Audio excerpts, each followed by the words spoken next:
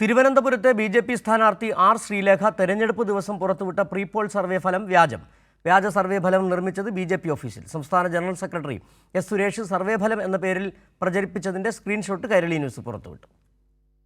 ആദ്യഘട്ട തദ്ദേശ തെരഞ്ഞെടുപ്പ് നടന്ന ഡിസംബർ 9 തിരുവനന്തപുരം കോർപ്പറേഷനിലെ ശാസ്തമംഗലം വാർഡ് ബി.ജെ.പി. സ്ഥാനാർത്ഥി ആർ. ശ്രീലേഖ വ്യാജ സർവേ ഫലം ഫേസ്ബുക്കിൽ പോസ്റ്റ് ചെയ്തത്. തെരഞ്ഞെടുപ്പ് ചട്ടം മറികടന്നായിരുന്നു മുൻ IPS ഉദ്യോഗസ്ഥയായ ശ്രീലേഖയുടെ നടപടി. C4 എന്ന പേരിലായിരുന്നു ബി.ജെ.പിക്ക് മുൻതൂക്കം നൽകുന്ന സർവേ ഫലം. ഇതിന്റെ ഉറവിടമാണ് ഇപ്പോൾ പുറത്തുവന്നത്.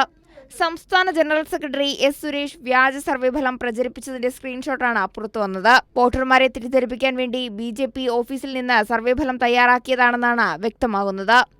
വ്യാജ പ്രീപോൾ സർവേ ഫലം നിർമ്മിച്ചതിൽ ശക്തമായ നടപടി വേണമെന്ന് മന്ത്രി വി. ശിവൻകുട്ടി ആവശ്യപ്പെട്ടു.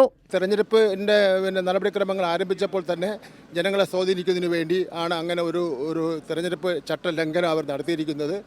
മറ്റാര് ചെയ്യുന്ന കുറ്റത്തേക്കാൾ ഗൗരവമുള്ള കുറ്റമാണ് ശ്രീലേഖ ചെയ്തിരിക്കുന്നത്. അത് ബി.ജെ.പി. ഓഫീസിൽ നിന്നുള്ളതാണല്ലോ.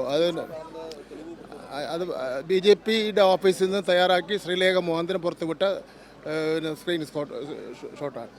വ്യാജമാണെന്ന് പറയില്ല, യഥാർത്ഥത്തിൽ നിർമ്മിച്ചിട്ട് അത് അങ്ങനെ ചെയ്യാൻ വേണ്ടി പാടില്ല. തെരഞ്ഞെടുപ്പ് ചട്ടങ്ങൾക്കെതിരാണ്. രാജ്യത്ത് നിലനിൽക്കുന്ന തെരഞ്ഞെടുപ്പ് ചട്ടങ്ങൾക്ക് വിരുദ്ധമായിട്ടുള്ള നിലപാടാണ് അവർ സ്വീകരിച്ചിരിക്കുന്നത്. അവരെ പേരിൽ നടപടി സ്വീകരിക്കേണ്ടതാണ്. തെരഞ്ഞെടുപ്പ് ദിവസം പ്രീപോൾ സർവേ ഫലം പുറത്തുവിട്ടതിൽ തെരഞ്ഞെടുപ്പ് കമ്മീഷൻ നടപടി ആരംഭിച്ചിരുന്നു. ഉടൻ റിപ്പോർട്ട് നൽകാൻ സൈബർ പോലീസിലാണ് കമ്മീഷൻ നിർദ്ദേശം നൽകിയത്. അതിനിടയിലാണ് വോട്ടർമാരെ തെറ്റിദ്ധരിപ്പിക്കാൻ ബി.ജെ.പി. തന്നെ തയ്യാറാക്കിയതാണ് സർവേ ഫലം എന്നത് വ്യക്തമാകുന്നത്.